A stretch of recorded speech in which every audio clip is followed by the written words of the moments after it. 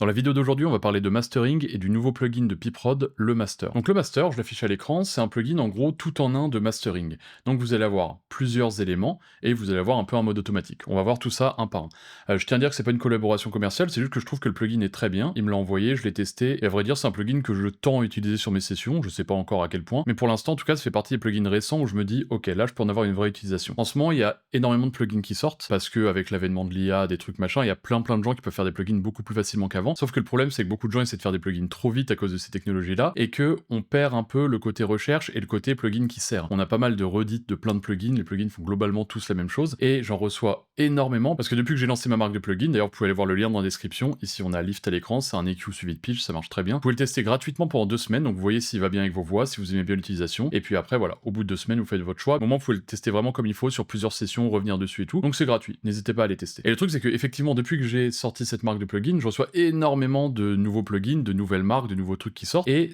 il y a beaucoup de trucs qui sont pas bien, et quand il y a des trucs bien, je vais me le dire aussi. Ici en plus c'est un ingénieur du son français, producteur français, vous connaissez, j'avais déjà fait pour Le Voix. Si vous êtes sur la vidéo, sûrement que vous le connaissez déjà, mais en tout cas parmi tous les plugins que je recevais récemment, j'ai décidé de faire une vidéo sur celui-ci, j'en ferai peut-être sur d'autres s'il y en a vraiment des intéressants qui me sont envoyés, mais pour l'instant c'est celui-ci. Donc, le Master. Alors, le Master c'est un plugin de mastering, avec, on voit, plein de boutons.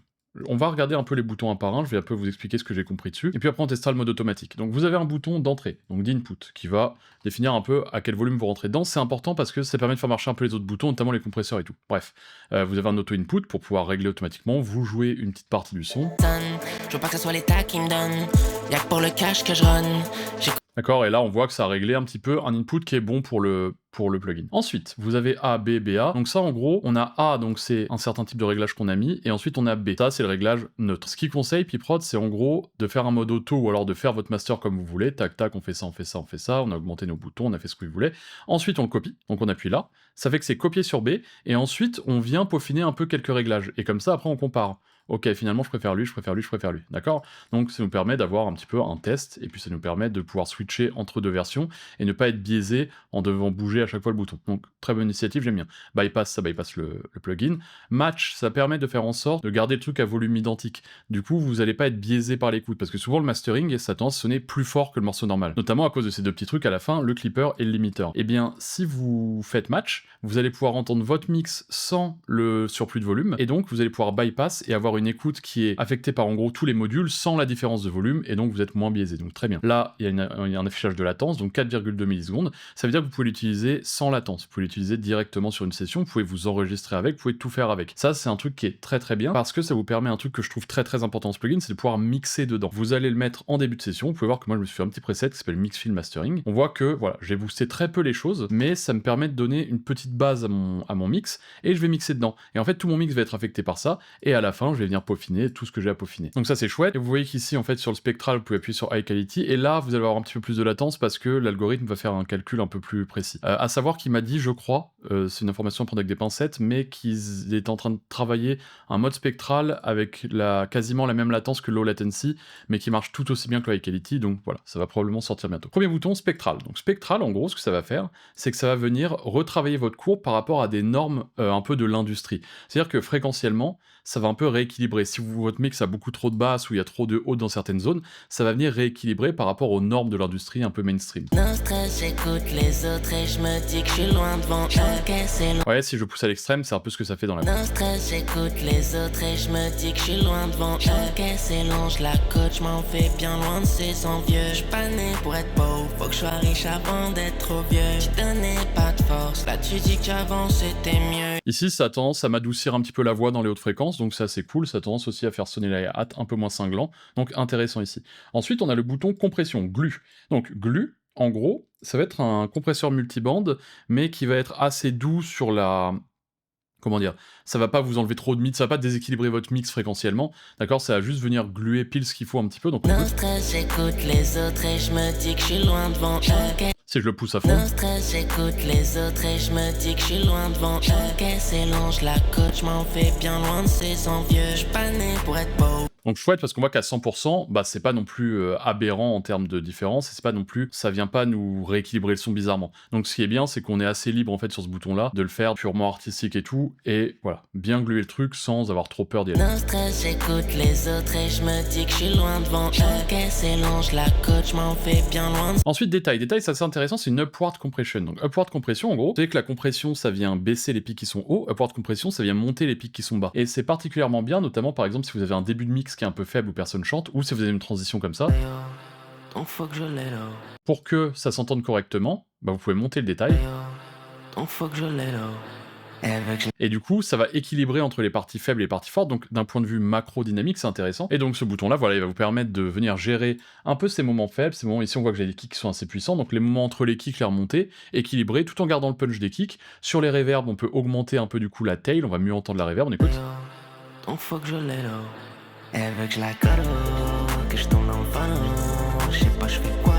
Et dès que ce kick va revenir, cette basse va revenir, ces éléments plus forts vont revenir, et bien ça va baisser la upward compression, et donc il n'y aura pas de problème. Donc d'accord, ça c'est assez chouette, ça permet d'homogénéiser pas mal le mix, et de pas avoir un moment où on n'entend rien, un moment où on entend beaucoup. Souvent au début de mix, des fois il y a des trucs où on n'entend rien, l'instrument c'est trop faible, et d'un coup ça démarre. Donc là ça peut être cool, attention, on va voir après, j'ai un deuxième mix. Sur d'autres mix, ça peut être un peu plus sur des mix électroniques où il y a vraiment des ponts, où c'est volontairement plus faible, faudra aller un peu plus doucement, d'accord. Ici je vais y aller.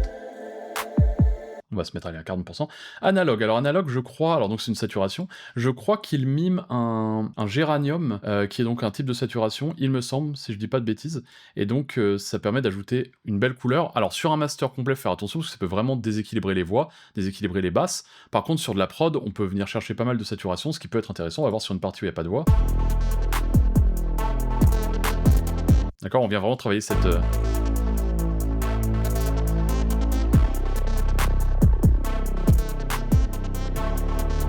Donner un côté crade, donc sur des basses, sur des trucs comme ça, c'est vraiment intéressant, c'est vraiment chouette. Par contre, quand il y a des voix, ça peut être un peu plus problématique. Non stress, j'écoute les autres et je me dis que je suis loin devant.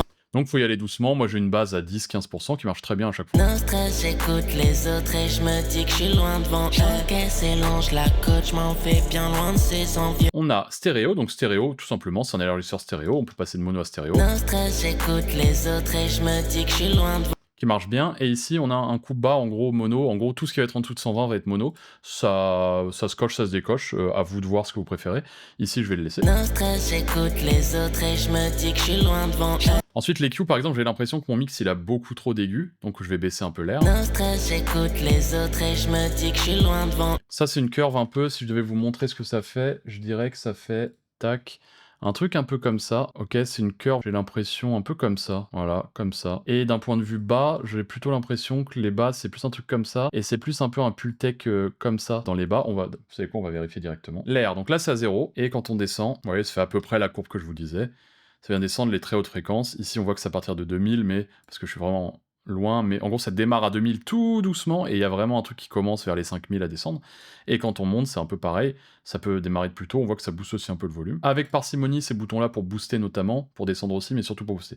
Et la basse, comme je vous expliquais, c'est cette courbe là, et quand on monte, ça ressemble plus à un Pultec trick, donc Pultec trick, si vous connaissez pas, c'est en gros un truc où vous allez venir sur un Pultec booster et baisser en même temps. Et ça va créer en gros ce type de courbe où on a un trou ici, on a un dip ici et un boost ici. Donc ça c'est très intéressant parce que ça permet d'avoir beaucoup de graves, de gérer aussi le punch, mais surtout de pas avoir ce côté qui va commencer à être un peu renfermé sur les kicks notamment, sur les voix, sur toutes ces choses. Bon ici les voix c'est peut-être un peu, non, dominant sur les voix aussi. Assez intéressant la façon dont c'est fait, 2 boutons donc pour les Q, et en fait ce qui est bien c'est que les Q a déjà été un peu ici travaillé, et ensuite on revient travailler les Q en dessous, plus précisément. D'accord, ici j'avais baissé un peu. Non stress, j'écoute les autres et je me dis que On va aller sur le refrain un peu. je tombe dans le panneau, je sais pas je fais quoi, donc je prendrai le Chicago. Ensuite, on a un clipper donc qui est assez doux, qui reproduit le clipper, je crois, de FL Studio, qui est très apprécié. Il y a beaucoup d'exports de prod dans la trap et tout qui ont été faits sur FL, et les gens apprécient beaucoup ce clipper. Et donc là, je crois qu'il a été oversamplé pour être encore plus clean, pour enlever l'aliasing et tous les petits problèmes dessus. Donc ça donne ceci. Que je tombe dans le panneau, je sais pas je fais quoi, donc je prendrai le Chicago, oh la chica. D'accord, si je le pousse à l'extrême, et si je le baisse, on va perdre en volume. Que je tombe dans le panneau, je sais pas je fais quoi, donc je prendrai le Chicago, oh la chica. Non, Et le limiteur.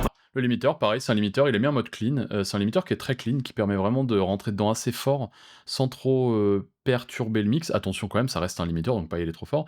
Et ici on a un trou pic, personnellement j'utilise pas ça. C'est un plafond de sûreté, dont je me sers pas personnellement, mais ça permet d'être sûr que ça dépasse pas la truc. À savoir que son plugin il sort à moins 0,3, donc il n'y a pas de problème de trou pic de mon côté en tout cas.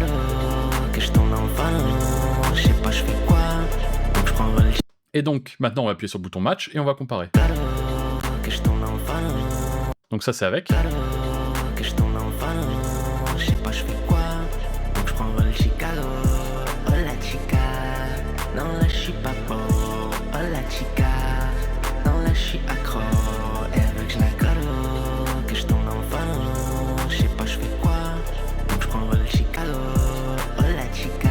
On voit qu'il y a un meilleur focus sur la voix, que le mix est globalement plus large et plus équilibré, et en plus, bon, on a le gain de volume de la fin. N'empêche que on peut matcher pour voir vraiment la vraie différence, n'empêche que le gain de volume a quand même une importance, d'accord ? Il y a aussi un petit bouton, donc en bas on a tout un metteur, donc on a ici le metteur, donc qui nous permet de nous dire le LUFS short term, LUFS integrate, l'UFS donc sont les unités de mesure de volume, de perception de volume, la dynamic range donc c'est la dynamique de votre morceau, avec à chaque fois des petites annotations pour dire que c'est bien, que c'est punchy, que c'est machin, que c'est trop plat, enfin que c'est plat, que c'est machin, voilà, vous avez toutes les informations dont vous avez besoin, vous avez un LUFS et story, vous allez avoir un truc de séparation stéréo, un phase mètre et un spectrum, on regarde. Et on peut, en cliquant dessus, décider de choisir la fréquence qu'on écoute. Donc ça, c'est intéressant, c'est un ajout qui est... Voilà, c'est bénef, c'est bonus. Et puis en dessous, vous avez tous vos trucs déjà qui sont ici, donc vous pouvez lire assez facilement. Et vous avez un truc de monitoring, donc en mode pour mettre en mono, en stéréo. Donc un peu en mode laptop, mode smartphone, car... Pour un peu tester vos mix sur les différents supports, comme ça vous allez voir s'il y a des trucs qui sont vraiment trop bizarres sur certains supports et qui se retrouvent sur plusieurs supports, vous allez vous dire ah ok peut-être que mon écoute a été biaisée donc peut-être que je revienne sur des trucs, et ensuite vous pouvez écouter par tranche de fréquence le sub, les basses, medium, high et air, donc très intéressant. Maintenant on va faire un petit test du mode automatique sur un autre morceau. Donc ce morceau là c'est un morceau d'ADB, donc n'hésitez pas à aller le suivre sur Insta, c'est un DJ qui est super fort, qui fait partie des gars avec qui j'ai commencé la musique, donc allez voir son Insta, c'est le premier lien dans la description. On va lancer The Master, donc d'ailleurs quand il se lance, il y a une petite animation. Hop. Ok, et là on peut choisir entre automatique et manuel. Donc ce que je vais faire c'est automatique. Maintenant dans automatique, vous allez avoir plusieurs trucs. Vous allez avoir un mode clean, vous allez avoir un mode punchy, donc on voit qu'il y a écrit de l'impact, un master qui tape fort, clean, un master propre qui respecte le morceau, qui sonne quand même assez fort, acoustique, limiteur tout seul, donc il n'y a pas de clipping, c'est plus doux, c'est pour des morceaux qui sont moins agressifs. Moi là c'est de l'électro, c'est de la trance, et le morceau d'avant c'est quand même des morceaux avec des grosses basses, des trucs qu'on aime bien saturer, donc on va pas forcément utiliser acoustique, mais ça existe. Et clip, pareil, trap 808, machin, ça clip, ça sature, on aime bien. Ensuite ce que vous pouvez faire aussi, c'est de mettre le mode custom. Donc dans le mode custom, vous allez pouvoir chercher la target que vous voulez. Par exemple, je vais prendre ce morceau, et donc je vais pouvoir me baser sur ce morceau pour mon master, d'accord ? Pour que ça prenne en compte, en gros, ce master-là, pour m'en rapprocher avec mon morceau.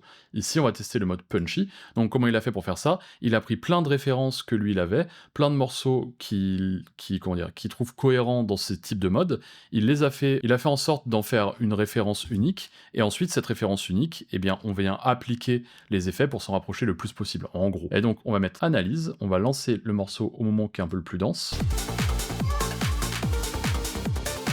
Il y a toujours des petites annotations ici.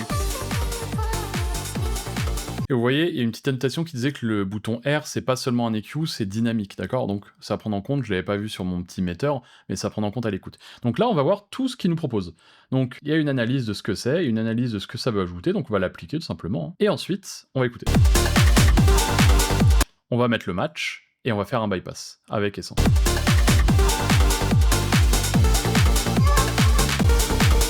Ici, c'est un morceau de trance, donc on va pas hésiter à essayer de le faire taper un peu fort. Donc on va mettre ça de côté, on va lancer.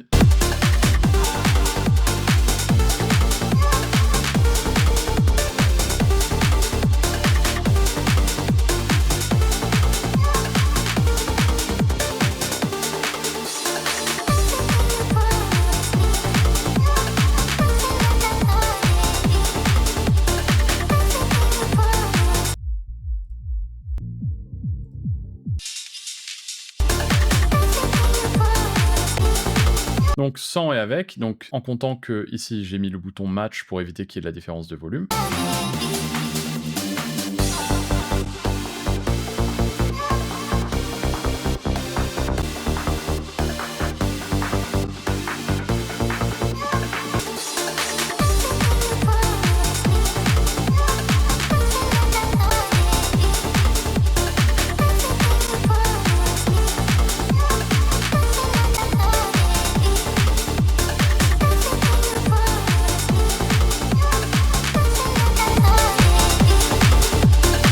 On a globalement un mix qui est, encore une fois, plus focus, un peu moins agressif dans la hi-hat, parce qu'on voit que je suis venu baisser l'air, et qui reste assez punchy. Ici, on vient l'écraser, c'est un morceau de trance, on vient pas chercher une énorme dynamique. Nous, ce qu'on veut, c'est que ça tabasse, et que ça tabasse tout le temps, parce que la réalité de quand on mixe en club, des choses comme ça, ou qu'on mixe dans des grosses salles, et que les DJ balancent des morceaux, s'il y a une grosse différence de volume, ça va vraiment moins bien rendre dans des grosses salles. Donc le but là, c'est pas uniquement une écoute Spotify, une écoute SoundCloud, le but c'est de balancer ça en club et que vraiment ça tabasse. Donc on va écraser quand même pas mal le signal en essayant de conserver du punch. Ici, je trouve que ça a bien marché. Globalement, j'ai fait quelques petites modifs par rapport au mode auto, mais le mode auto, c'est pas on clique et c'est parfait, ça vient me donner une base de travail où le travail est fait à 90%. Alors, parfois ça marche pas, potentiellement c'est possible, parfois ça marche, mais globalement, moi je l'ai utilisé 5-6 fois, et j'avais des trucs qui étaient pas déconnants. J'avais des petites retouches à faire, des fois il y avait des trucs où, je sais pas, les Q elles m'enlevaient vraiment pas mal d'air, ou elles m'en rajoutaient pas mal, donc je retravaille de mon côté, mais globalement, on a un truc qui est cool. Donc voilà, je voulais mettre un peu en avant ce plugin, parce que c'est un plugin qui est, encore une fois, il y a d'autres plugins de mastering automatique, vous avez Ozone que vous connaissez, vous avez Ozone, vous avez Masterdesk, qui est ici. Donc Masterdesk, bon là on voit déjà que c'est plus à l'ancienne. Il y a des trucs qui sont intéressants sur Masterdesk, ça sonne vraiment pas mal non plus, mais c'est pas... ça marche moins bien, je trouve, que le master. Et vous avez Masterplan, qui est très bien aussi. Il y a des trucs qui sont vraiment bien dans Masterplan, c'est encore plus simple. Donc n'hésitez pas, si vous voulez que je vous fasse une vidéo comparative où je vous compare Masterplan, Masterdesk, le master et le mode automatique d'Ozone, n'hésitez pas à me le dire en commentaire, je le ferai avec plaisir pour tester un petit peu ça, et puis on pourra parler un peu plus de mastering. J'en parle pas souvent de mastering, ici je suis pas rentré dans les détails exacts du mastering à proprement parler, c'était juste pour vous montrer un peu le plugin, mais en tout cas sachez que vous pouvez appliquer le mode auto, choisir un peu votre mode, et voilà, si vous trouvez que c'est trop... N'hésitez pas aussi à baisser le volume de votre... là ici j'ai une Apollo Twin, de votre carte son, de votre interface audio, parce que des fois ça augmente beaucoup le volume, et c'est pas mal de travailler à basse écoute. Ici peut-être que si vous écoutez fort, vous allez entendre une grosse hausse de volume. Moi comme j'écoute à bas volume, ça me choque pas. Donc voilà pour ça, n'hésitez pas à aller voir son plugin, n'hésitez pas à le tester, je pense que vous avez une période d'essai aussi de, je sais pas, probablement de 15 jours, j'ai pas vérifié, mais en tout cas, voilà, c'est un peu tout ce que j'avais à dire sur ce plugin, et puis n'hésitez pas à me faire vos retours aussi sur ce plugin-là en commentaire, savoir si vous l'avez aimé. Personnellement, l'utilisation que j'en ai, c'est, je le mets avec mon petit preset, donc que j'ai toujours pas retravaillé, tac, à peu près comme ça, on va dire, grosso modo comme ça, et puis je mixe dedans. Je mets souvent un petit God Particle avant, parce que j'aime bien globalement ce que ça fait dans les mids, et puis ensuite, une fois que le morceau est fini, j'ai plus qu'à peaufiner un petit peu mes petits trucs, et puis j'arrive très rapidement à un master, c'est quelque chose que je recherche, parce que je masterise quasiment tous les morceaux que je mixe, et masterisant tous les morceaux que je mixe, eh bien j'aime bien entendre déjà presque un morceau quasi masterisé pendant que je le mixe. Comme ça, je sais la direction que je prends, et je sais exactement les moves de mix que je vais faire, d'accord? Donc voilà, n'hésitez pas à aller voir ce plugin, n'hésitez pas aussi à aller voir Lift, encore une fois, 15 jours de période d'essai gratuit, vous pouvez le tester, ça coûte rien de tester. C'est pour EQ les voix, ça permet d'EQ automatiquement les voix. Le low medium, ça permet de réduire vraiment le low medium, ça permet d'enlever le côté proximité, le côté un peu renfermé comme ça qui peut avoir une voix. Vraiment, en 2 secondes, on fait ça, on arrive très vite à un résultat, donc donnez une chance à ce plugin, essayez-le, c'est gratuit. Merci de m'avoir écouté, bye!